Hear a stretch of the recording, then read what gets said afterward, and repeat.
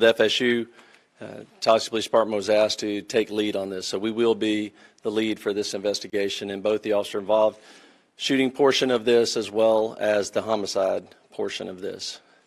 I will come up after the last speaker and entertain just a few questions, but needless to say, we have multiple crime scenes. This is a very large area we're covering. We have thousands, hundreds or thousands of witnesses. And again, this is an active, ongoing investigation. So the information that we will be allowed to release right now may be fairly limited. I'll answer what I can at that time. But I will assure you that as soon as we can, any information that becomes available, we will make that available to you. One of the things in the process, and again, understand that this is an ongoing, active investigation. So things are happening as we are standing here and as we are speaking. We have identified the shooter, obviously. He's at the hospital. So with more on that, I'm going to allow the sheriff to come up and speak on that portion of it. Thank you, Chief. As Chief Rebel indicated, I'm Walt McNeil, Leon County Sheriff. First and foremost, let me express our gratitude to the responding law enforcement agencies in this community. Our citizens should feel some degree of comfort knowing that your law enforcement agencies are going to respond and do exactly what we did in this case, that is bring the offender to justice and to make sure that we do what we can to make sure we lock him or her up. Let me say to you, this is obviously a heinous crime. Our deepest condolences go out to the FSU family, the families of the students who are here, and we understand that you all have been devastated because of this person's actions. The question as it relates to who is the shooter is 20-year-old Phoenix Eichner, and he's the son of a Leon County Sheriff deputy. Our Deputy Eichner, has been with the Leon County Sheriff's Office for over 18 years. She has a tremendous job that she's done. Her service to this community has been exceptional. Unfortunately, her son had access to one of her weapons, and that was one of the weapons that was found at the scene. And we are continuing that investigation into how that weapon was used and what other weapons perhaps he may have had access to. The alleged shooter was also a long-standing member of the Leon County Sheriff's Office Citizen Advisory or Youth Advisory Council. So he has been steeped in the Leon County Sheriff's Office family, engaged in a number of training programs that we have. So it's not a surprise to us that he had access to weapons. This event is tragic in more ways than you people in the audience could ever fathom from a law enforcement perspective. But I will tell you this, we will make sure that we do everything we can to prosecute and make sure that we send a message to folks that this will never be tolerated here in Leon County, and I dare say across this state and across this nation. Thank you. Let me bring up the FBI Assistant Special Agent in charge, Hubert Reynolds.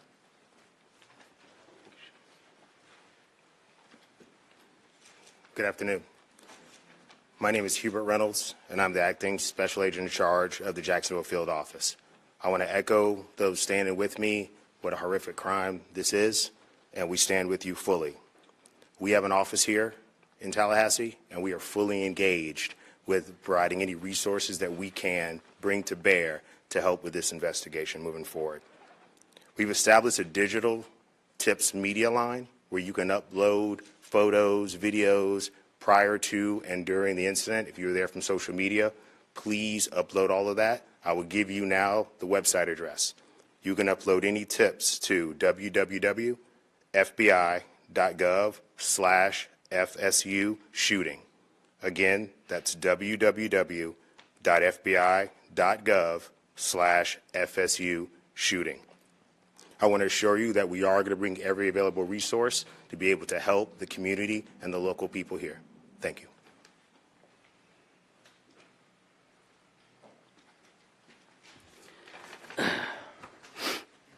Good afternoon, everyone. I'm Richard McCullough, Rick McCullough, the president of Florida State University. This is a tragic day for Florida State University. We're absolutely heartbroken by the violence that occurred on our campus earlier today. 2 have died. 5 other innocents are being treated for their injuries. We're working to support the victims, their families, and everyone affected by this traumatic event. I just returned from the hospital where the First Lady and I met some of our students who were the victims. Our hearts go out to our students and the victims of this terrible tragedy. I have to say that our law enforcement, our FSU police officers, are absolute heroes in this regard. The call went out, someone called it in, and immediately they responded to the scene and immediately neutralized the suspect and prevented this from being a bigger tragedy. I want to thank them so much for what they do to try to keep our students safe. I want to thank all the law enforcement partners, FSU Police, Tallahassee Police, Leon County Sheriff's Department, Florida Highway Patrol, and the Florida Department of Law Enforcement, and all other responding agencies for their rapid and courageous response. I want to thank everybody that came out to visit with the students and to help us and to be here today for this press conference, and I appreciate so much the support that you're all providing to our university and to our students. We're fully cooperating with the investigation, and we defer to law enforcement as they continue their work. I'd also like to thank all the healthcare providers at Tallahassee Memorial Hospital that are treating and providing outstanding care to our victims. Right now, our top priority is safety and well-being for all the people and our campus. As it was said, classes are canceled on the main campus today and tomorrow, and all FSU athletics events on Tallahassee are canceled through Sunday. We also want to tell you that counseling and psychological services are available to students, faculty, and staff, and anyone that needs that should call 850-644-2003. We're also providing support for faculty and staff through our Employment Assistance Program, and so if you need any help, please reach out. We'll continue to communicate with the campus community as we know more. This is a deeply emotional time, but we're all here to support each other. We're going to do everything we can to support our community. We're a strong and united community, and we're family, and so we'll take care of all of you, and we'll get through this together. Thank you. All right, at this time we will take a few questions. Let me just reiterate, this was a massive response, a massive response of law enforcement personnel. Our federal, state, local partners have continued to build relationships that long preceded this event, and that came into great play today in the seamless way that we all came together to work these events. But I know you'll have some specific questions. I will tell you right now, we are not going to talk about the victims other than the fact that there are 6 of them, two additional deceased, and then the suspect. So 9 total persons. 9 total persons. Yes, sir. Have you all been able to talk to the suspect at all? Any idea about motive? The suspect invoked his rights not to speak to us. Chief, do we know if the weapon that was used was his parents' service weapon? And if so, what are the rules around storing service weapons? Right. No, that's a good question. This weapon was a weapon that the deputy previously used. A lot of times, many agencies, mine included, when we transition to a new handgun, the officers are allowed to purchase the handgun they used prior. And correct me if I'm wrong, Sheriff, but I believe that's the case here. This was a handgun that deputy used prior to them transitioning to a new handgun, and so it was her personal handgun. Is she put on leave or? The sheriff would have to speak to that. We will do a thorough investigation to look at all aspects of it. There's no cause right now that we're aware of that would require her to be placed on any kind of suspension or otherwise. Yes, ma'am. We've been hearing stuff that it was a deputy who was a school resource officer. Is that true? That is correct. Yes. Chief, those injured, those killed, or any of those members of law enforcement? I'm sorry?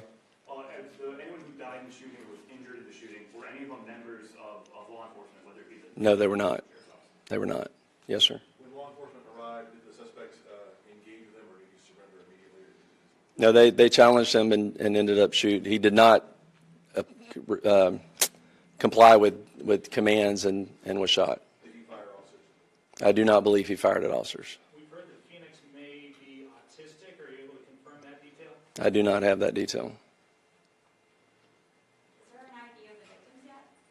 I'm sorry? An ID of the victims? We're not releasing any of the victim information at this time. Was the officer aware of any behavioral conditions or concerns or threats prior to this incident? We were not. How quickly did officers arrive on scene from the 911 call to when they engaged the suspect? We will get you that information. I don't have that currently. I assume that would be a question that was asked, but I mean, it was almost immediately. That FSU, obviously this is their campus, and they patrol it very well. So they were on scene almost immediately, engaged almost immediately. And then everyone else, again, was a massive, very quick response. I know you said that the two deceased were not students. Do we know of those 5 that were injured, or any of them students? Again, we're not releasing any information on the students on the victims at this point. Specifically, what firearm did he use? I'm sorry? What kind of firearm was he using? It was a handgun. What kind of handgun? I don't know what type of handgun that was. It was probably a 40. I don't know. Yeah. Chief, I heard reported that a shotgun was also recovered on campus. Was that used in the shooting? We do know that he had a shotgun with him. We have not confirmed anyone was shot with a shotgun at this point. But again, that could change again, there are hundreds and hundreds of witnesses, and as we piece all of this back together, information will come to light that we may not have at this point. So I do not believe so at this point. We'll take one more question. Will body cam footage of radio dispatch or any logs be released in the near future? I'm sorry, say again. Will there be any body cam footage or radio dispatch logs or incident reports being released anytime soon? We will work with the state attorney's office, which we always do, in pulling together all the information, all the investigative evidence from this case, and in collaboration with State Attorney Campbell, we will make that determination. Obviously, after the case is over, we will certainly, it all becomes available at that point. But as to what we can and will release at that point, like I said before, we're very open, transparent on these things. Again, the officers did an incredible job. But again, some of this is very horrific. This is a horrific incident. And so we will, again, collaborate with the state attorney's office and determine which of that evidence could be released or will not be released. But again, I'll let you know that as soon as we make that determination. So thank you all very much. Appreciate you being here. And just let me reiterate what's already been said. The collaboration between all of the agencies, the federal, the state, the local, all of our first responders, our EMS personnel, our fire department, again, just a massive response, immediate treatment to the victims that were there, the transport of them. Again, it was a very seamless response to this tragedy. And that goes to the training that we all do repeatedly, individually as agencies and together. The incident command came together very, very quickly. And again, I could not be more proud of the response and more horrified at the act. So thank you very much. Can you please just real quick verify again one more time the number of people injured and dead? Our number was 8.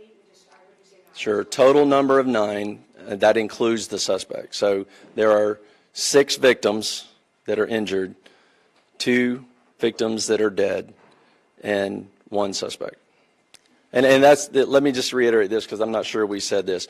We have no reason to believe at this point that he did not act alone. So there is no further threat to our community at this point. So thank you very much.